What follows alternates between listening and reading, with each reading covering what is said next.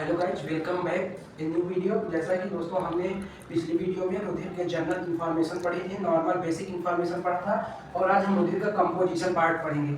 रुधिर बनता कैसे है? रुधिर बनता दो तरीके से है, एक सॉलिड फॉर्म में बनता है, एक हार्ड फॉर्म में बनता है। अगर हम सॉलिड फॉर्म की बात करते हैं दोस्तों, यहाँ हम देखेंगे प्लाज्मा हमारा आता है जो रुधिर का 60% भाग बनाता है। ओवरऑल रुधिर का सबसे ज़्यादा भाग प्लाज्मा हमारा बनाता है। और उसके बाद दूसरा हार्ड फॉर्म आता है जिसे हम रुधिराणु कहते हैं, कार्पल्स कारिकाएं जिसे हम कहते हैं।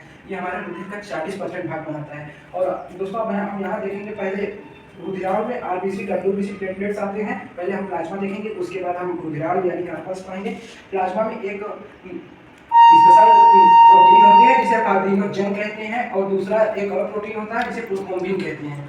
इन दोनों प्रोटीनों की कमी से जब हमारे शरीर में कम हो जाती है, जब इनकी कमी होने लगती है, तो हमारे शरीर में रक्त का रंग हल्का पीला होने लगता है और प्लाज्मा का कलर भी पीला होता है। और यहाँ हम देखेंगे रुधिराणु के 3 प्रकार होते हैं, आरबीसी, डब्ल्यूबीसी प्लेटलेट्स। तो अब दोस्तों हम यहाँ से देखेंगे इनके आरबीसी, डब्ल्यूबीसी प्लेटलेट्स के बारे में डिटेल से पढ़ेंगे नीचे। तो यहाँ हमारा पहला आता है आरबीसी, जिसे हम एरिथ्रोसाइट भी कहते हैं। इसका बायोमेडिकल नेम एरिथ्रोसाइट है। इसका आकार गोल तथा द्विअवतलीय होता है। ये जिस तरह जैसे जैसे हमारे शरीर में ऊपर की तरफ बढ़ता है, इसका आकार बढ़ता जाता है। इसका जीवन काल दोस्तों 120 दिन का होता है, और इसकी मात्रा हमारे शरीर में 50 लाख होती है, 50 से 55 लाख होती है। इसमें केंद्रक अनुपस्थित होता है। ये रुधिराणु का 95% भाग आरबीसी बनाता है, जबकि ओवरऑल पूरे रुधिर का 60% भाग, जो कि सबसे ज्यादा भाग है, वो हमारा प्लाज्मा बनाता है। इसकी कमी से एनीमिया जैसे रोग होते हैं। और दोस्तों इसी क्रम में हम दूसरा देखेंगे डब्ल्यूबीसी, जिसे हम ल्यूकोसाइट कहते हैं।